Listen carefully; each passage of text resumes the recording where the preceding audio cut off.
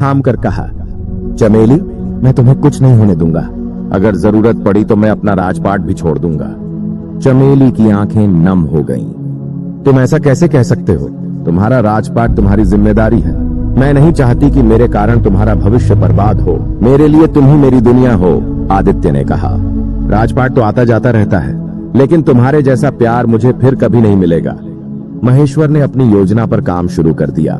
उसने गांव के कुछ लोगों को पैसे देकर यह अफवाह फैलाई कि चमेली ने जादू टोने से राजकुमार को अपने वश में कर लिया है। गांव वालों में डर और गुस्सा फैलने लगा। एक रात कुछ लोग चमेली के घर के बाहर जमा हो गए और चिल्लाने लगे, जादूगरनी, गांव छोड़ दे। चमेली डर गई, लेकिन उसने हिम्मत नहीं हारी। उसने दरवाजा खोला और कहा, मैंने कोई जादू नहीं किया, मैं सिर्फ अपने काम से मतलब रखती हूं। लेकिन भीड़ नहीं मानी। तभी आदित्य को खबर मिली। वह तुरंत घोड़े पर सवार होकर वहां पहुंचा। भीड़ को देखकर उसने गुस्से में कहा, जो कोई भी चमेली को नुकसान पहुंचाएगा उसे मुझसे बुरा अंजाम भुगतना पड़ेगा। उसकी आवाज में इतनी ताकत थी कि भीड़ डरकर बिखर गई। चमेली ने आदित्य को गले लगा लिया और रोते हुए कहा, यह सब मेरे कारण हो रहा है। शायद मुझे सचमुच यह गांव छोड़ देना चाहिए। नहीं, आदित्य ने दृढ़ता से कहा, हम इस लड़ाई को साथ मिलकर लड़ेंगे। मैं तुम्हें अकेला नहीं छोड़ूंगा। अगले दिन आदित्य ने अपनी मां से खुलकर बात करने का फैसला किया। वह महल पहुंचा और रानी के सामने खड़ा हो गया। मां, मैं चमेली से शादी करूंगा। अगर आप मुझे रोकेंगी तो मैं राजपाट छोड़कर उसके साथ चला जाऊंगा। रानी हैरान रह गईं। उन्होंने कभी नहीं सोचा था कि उनका बेटा इतना विद्रोही हो जाएगा, लेकिन उनका गुस्सा अभी शांत नहीं हुआ था। उन्होंने कहा, ठीक है आदित्य, अगर तुम इतनी ही जिद्दी हो तो एक शर्त है। चमेली को साबित करना होगा कि वह एक राजकुमारी के लायक है। मैं उसे एक नामुमकिन काम दूंगी। अगर वह उसे पूरा कर लेती है तो मैं तुम्हारी शादी को स्वीकार करूंगी। आदित्य को यह शर्त खतरनाक लगी, लेकिन उसे चमेली पर पूरा भरोसा था। उसने जाकर चमेली को सारी बात बताई। चमेली ने गहरी सांस ली और कहा, मैं तैयार हूँ आदित्य, जो भी हो मैं तुम्हारे प्यार के लिए हर चुनौती स्वीकार करूंगी। रानी ने चमेली को बुलाया और कहा, तुम्हें एक ऐसा घड़ा बनाना होगा जो न कभी टूटे, न उसका पानी सूखे, और जो मेरे महल की शोभा बनाए। तुम्हारे पास सिर्फ 7 दिन है। चमेली के लिए यह काम नामुमकिन था। मिट्टी का घड़ा तो सूखते सूखते फट ही जाता था और पानी भी जल्दी ही रिस जाता था, लेकिन चमेली ने हार नहीं मानी। उसने अपने छोटे से घर में दिन रात काम करना शुरू कर दिया। आदित्य हर दिन आकर उसका हौसला बढ़ाता रहा, उसे प्रोत्साहित करता और कहता, तुम कर लोगी। पर महेश्वर की नजरें अभी भी चमेली पर टिकी थीं। उसने सोचा, यह सबसे सही मौका है चमेली को हमेशा के लिए खत्म करने का। उसने एक नई साजिश रची, जिसका पता न तो चमेली को था और न ही आदित्य को। चमेली ने रानी मां की चुनौती को स्वीकार तो कर लिया था, लेकिन उसके मन की गहराइयों में यह बात साफ थी कि यह राह कांटों भरी होगी। एक ऐसा घड़ा बनाना था जो न कभी टूटे, न उसका पानी सूखे, और साथ ही महल की शोभा बढ़ा दे। यह किसी साधारण कुम्हारिन की काबिलियत से परे था। यह उसके हुनर, जहां साहस और अस्तित्व की सबसे बड़ी परीक्षा थी। उसने अपने छोटे से घर के एक कोने को कार्यशाला में बदल डाला।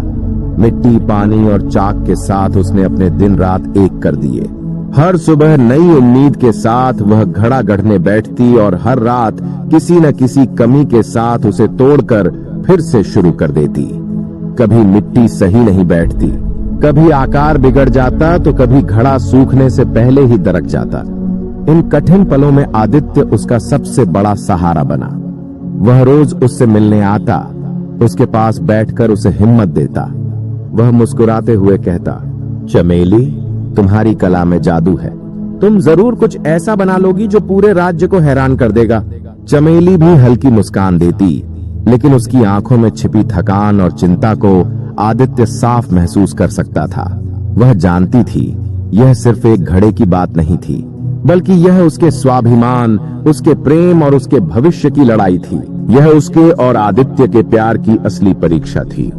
महेश्वर, जो रानी का वफादार सलाहकार था, चुपके से चमेली की हर हरकत पर नजर रख रहा था। उसे पता था कि अगर चमेली घड़ा बनाने में सफल हो गई तो रानी को आदित्य और चमेली की शादी माननी पड़ेगी। यह उसके लिए बर्दाश्त से बाहर था। महेश्वर ने एक खतरनाक योजना बनाई। उसने गांव के एक कुख्यात जादूगर भैरवनाथ को बुलाया, जो अपने काले जादू और रहस्यमय शक्तियों के लिए बदनाम था। महेश्वर ने भैरवनाथ से कहा, चमेली जो भी घड़ा बनाए तुम उसे रात में तोड़ देना, और अगर वह फिर भी हार न माने तो ऐसा करो कि वह खुद ही गांव छोड़कर भाग जाए। भैरवनाथ ने तिरछी मुस्कान के साथ कहा, यह काम मेरे लिए बच्चों का खेल है, बस मेरी कीमत पूरी कर दो। महेश्वर ने उसे सोने की मोहरों से भरा एक थैला दे दिया। उसी रात जब चमेली अपने बनाए एक घड़े को आखिरी रूप दे रही थी, अचानक तेज हवा चली। चमेली का छोटा सा घर हवा के झोंकों से कांप उठा और दरवाजा खुल गया। उसने देखा कि उसका घड़ा, जो अभी तक सुरक्षित था, अचानक मेज से गिरकर जमीन पर टुकड़े टुकड़े हो गया। चमेली स्तब्ध रह गई। उसे लगा कि शायद यह उसकी कोई गलती थी, पर उसके दिल ने चेतावनी दी कि कुछ गलत हो रहा है। फिर भी चमेली ने हिम्मत नहीं हारी। अगले दिन उसने फिर से अपने काम को हाथ में लिया। इस बार उसने नदी के गहरे तल से एक नई चमकदार और मजबूत मिट्टी निकाली, पर उसे पता था कि यह मिट्टी भी शायद रानी की शर्त को पूरा नहीं कर पाएगी। तीसरे दिन जब वह अपना नया कलश चूल्हे में पका रही थी, आदित्य वहां आया। चमेली तुम ठीक हो? उसने चिंता भरे स्वर में पूछा। चमेली ने उदास होकर कहा, मैं कोशिश कर रही हूं आदित्य, पर हर बार कुछ न कुछ गलत हो जाता है। मुझे लगता है कि कोई मेरी मेहनत के खिलाफ साजिश कर रहा है। आदित्य उसकी बात गंभीरता से सुनकर बोला, मैं इसकी तह तक जाऊंगा, तुम बस अपने काम पर ध्यान दो, मैं तुम्हें कुछ नहीं होने दूंगा। फिर आदित्य ने अपने सबसे भरोसेमंद दोस्त प्रताप सिंह को बुलाया। प्रताप सिंह गांव का एक चतुर और फुर्तीला लड़का था, जो महल में आदित्य का साथी था। आदित्य ने उसे चमेली के घर और उसके आसपास नजर रखने के लिए कहा।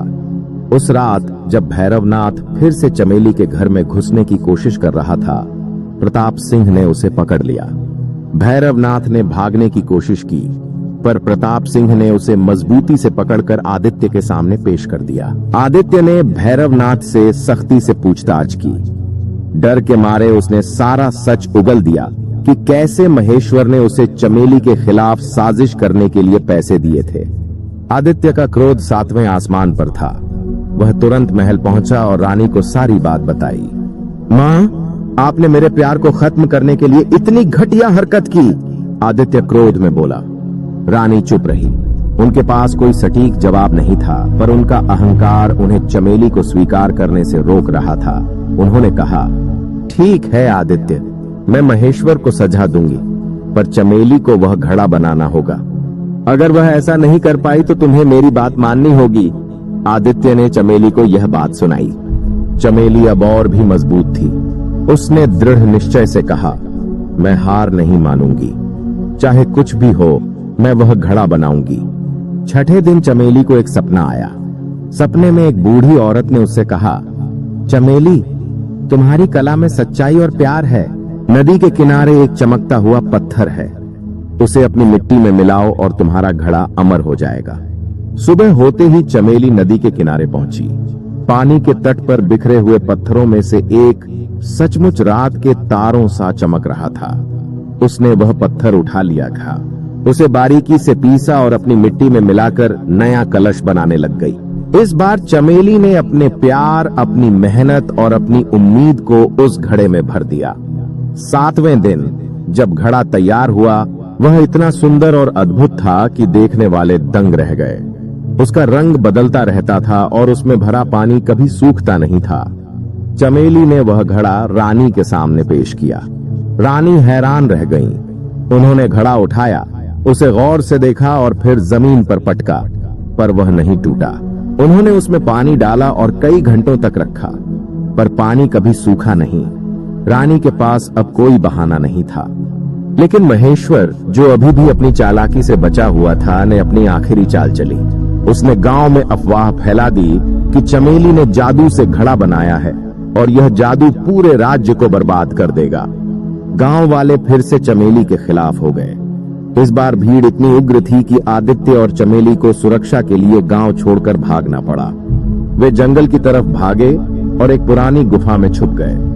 यह वही गुफा थी जहां चमेली और आदित्य छिपे थे। गुफा नम